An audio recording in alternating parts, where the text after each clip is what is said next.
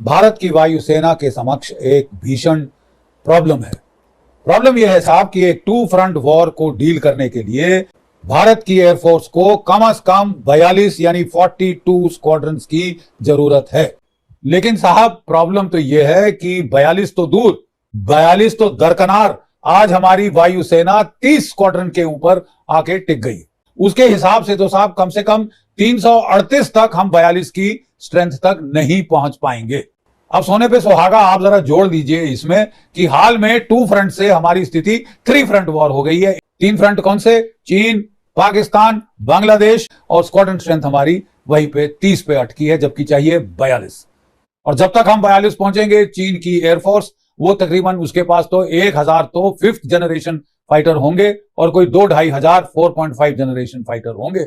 जंगे अगर बंद कमरों में या फिर स्टूडियो में बैठकर अगर जीती जाती तो ये जनरल जीडी बख्शी तो रोजाना पाकिस्तान और चीन को फतह करके वहां पर डिनर कर रहा होता। लेकिन जंगें तो मैदानों में लड़ी जाती हैं, फिजाओं में लड़ी जाती हैं, और अब फाइनली पहली बार जनरल जीडी बख्शी ये मानता दिखाई दे रहा है कि भारत की एयरफोर्स इस जोगी नहीं है, इतनी कैपेबल नहीं है कि वो पाकिस्तान और चीन का मुकाबला कर सके। हमने आपको अपनी वीडियो में भारत के एयर चीफ का एक बयान सुनाया था जो आज से तकरीबन एक हफ्ता पहले उन्होंने एक तकरीब में दिया था, जिसमें उन्होंने मजबूरन और खुलकर वाज़ेह तौर पर यह कहा था कि हमारे पास इतनी कैपेबिलिटी नहीं है कि हम अपनी सरहदों की हिफाजत भी कर सकें। उन्होंने ये ऐड किया था कि भारतीय एयरफोर्स इस वक्त 1965 से भी नीचे जा चुकी है, जितनी कैपेबिलिटी उसके पास 1965 में थी उतनी भी नहीं। और उसकी रीजन उन्होंने ये बताई कि पाकिस्तान और चाइना एडवांस से एडवांस एयरक्राफ्ट खरीदते जा रहे हैं, बनाते जा रहे हैं, जबकि हमारी एयरफोर्स के पास पूरे स्क्वाड्रन भी मौजूद नहीं और आधे से ज्यादा की कमी है। अब जीडी बख्शी साहब ये बोलते दिखाई दे रहे हैं कि हाँ जी हम नहीं लड़ सकते,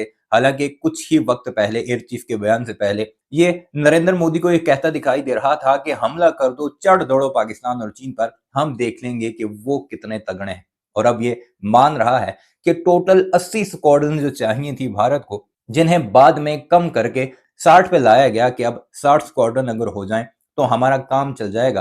अब 32 स्क्वाड्रन्स हैं भारत के पास, यानी आधे से भी कम, और इनके साथ वो पाकिस्तान और चाइना का मुकाबला करने की सोच रहे हैं। क्या कुछ कह रहे हैं जनरल जीडी बख्शी साहब, और क्यों बरमला इस बात का इजहार पहली बार उसे करना पड़ रहा है? क्यों पहले हमेशा ये झूठ बोलता रहा, अपनी आवाम को बेवकूफ बनाता रहा कि हम किसी भी वक्त चाइना और पाकिस्तान से जंग भी लड़ सकते हैं, उन्हें तबाह भी कर सकते हैं? इस वीडियो में वही सब कुछ बता रहा है अपनी ही जुबानी, यानी अपने झूठ अब उसके ही गले पड़ते दिखाई दे रहे हैं सिर्फ एक एयर चीफ के बयान के बाद। आइए आपको वही सब कुछ दिखाते हैं, लेकिन आगे बढ़ने से पहले आपसे गुजारिश है कि ऐसे वीडियोस के लिए हमारे चैनल ऑफ द स्क्रीन को अगर अभी तक आपने सब्सक्राइब नहीं किया तो सबसे पहले इसे सब्सक्राइब कीजिएगा, बेल आइकन जरूर प्रेस कीजिएगा और कमेंट सेक्शन में अपनी राय का इजहार भी जरूर कीजिएगा।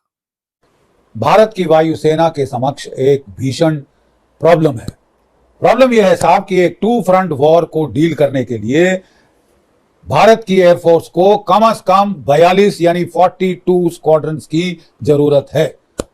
जब चीन ने हमला किया था 1962, उसके बाद जो विश्लेषण किया गया था तब अंदाज लगाया गया था कि एक टू फ्रंट सिनेरियो से डील करने के लिए हमें कम से कम 60 स्क्वाड्रन्स की जरूरत है। 60 स्क्वाड्रन एयरफोर्स की बात तब की गई थी टू फ्रंट सिनेरियो के लिए।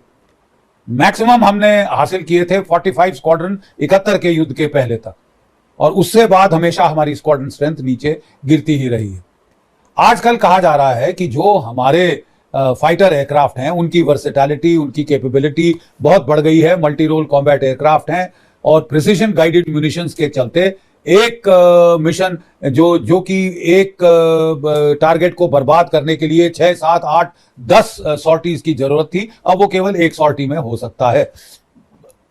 तो इसके चलते जो ओवरऑल रिक्वायरमेंट ऑफ स्क्वाड्रन्स है for a two front war, उसे 60 से घटाकर 42 कर दिया गया है। लेकिन साहब प्रॉब्लम तो यह है कि 42 तो दूर, 42 तो दरकनार आज हमारी वायुसेना 30 स्क्वाड्रन के ऊपर आके टिक गई। और जो जिस रेट पे हम नए फाइटर जेट खरीद रहे हैं या बना रहे हैं, उसके हिसाब से तो साहब कम से कम 338 तक हम 42 की स्ट्रेंथ तक नहीं पहुंच पाएंगे।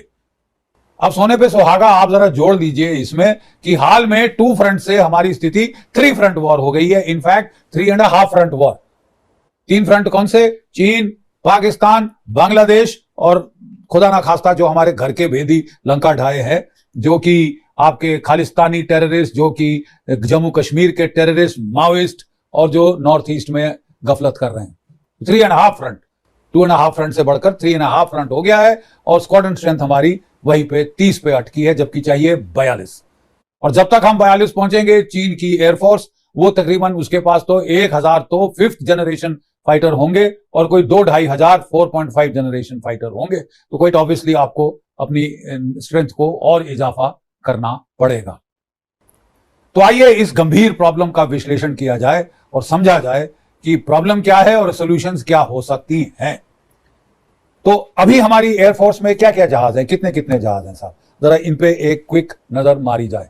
मेन हमारे जो हैं 269 Su-30 MKI एयरक्राफ्ट, ये वो Su-30 एयरक्राफ्ट जो हमने रूस से लिए हैं, जिनको हमने इंडिया स्पेसिफिकेशन एनहांसमेंट्स करी हैं। तकरीबन ये F-35 के बराबर के जहाज हैं, लेकिन ये बहुत बड़े जहाज हैं साहब, और इनकी जो रडार पिक्चर है वो बहुत बड़ी है, स्टेल्थ कैरेक्टरिस्टिक बिल्कुल नहीं है, लेकिन इसकी जो खासियत थी, खसूसियत थी, वो थी इसकी मनूवरेबिलिटी। जेट कॉम्बैट फाइटिंग में, जिसको बोलते हैं डॉग फाइट में, इससे अच्छा जहाज दूसरा नहीं। इसके थ्रस्ट वेक्टर नोजल्स हैं, जिससे ये अपने एक्सिस पे ऐसे 360 डिग्री ये जहाज घूम सकता है और अचंबा हासिल कर सकता है एयर टू एयर कॉम्बैट में। प्रॉब्लम ये है साहब कि एयर टू एयर कॉम्बैट अब जेन नेक्स्ट पे पहुंच गया। अब आपको इन विजुअल रेंज कॉम्बैट के बजाय बियॉन्ड विजुअल रेंज कॉम्बैट का जमाना आ गया है।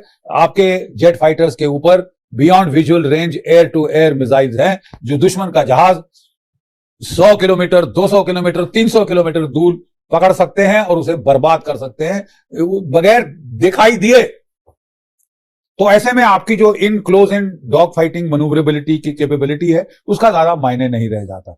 लेकिन बहरहाल ये अच्छे जहाज हैं, और हमारे पास ये 259 के करीब हैं। और ये जो जहाज है, इनके जो रडार्स बहुत मुफीद हैं, 5 एक हैं और वो नेटेड हैं एक दूसरे के साथ, वो तकरीबन एवैक का काम कर सकते हैं ये जहाज। अच्छा फाइटर 269। इसके अलावा साहब हमारे पास 36 रफाल हैं, जो भी हाल में खरीदे गए हैं, और बड़ा कैपेबिलिटी बूस्ट दिया है। 4.5 जनरेशन प्लस फाइटर है ये, बहुत ही मल्टी रोल कॉम्बैट एयरक्राफ्ट है, कॉम्बैट प्रूवन। नेवी भी यही खरीद रही है।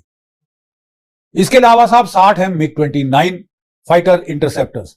जब पाकिस्तान को अमेरिका ने गिफ्ट किए थे, सस्ते दामों पे दिए थे F-16 fighters, falcon, fighting falcon, तब भारत ने जो है ये खरीद शुरू की थी MiG-29 की, इसकी बराबरी करने के लिए। वीडियो आपने मुलाहिजा की, कमेंट सेक्शन में इस बारे में अपनी राय का इजहार जरूर कीजिएगा कि जीडी बख्शी के इस बयान को आप किस तरह देखते हैं।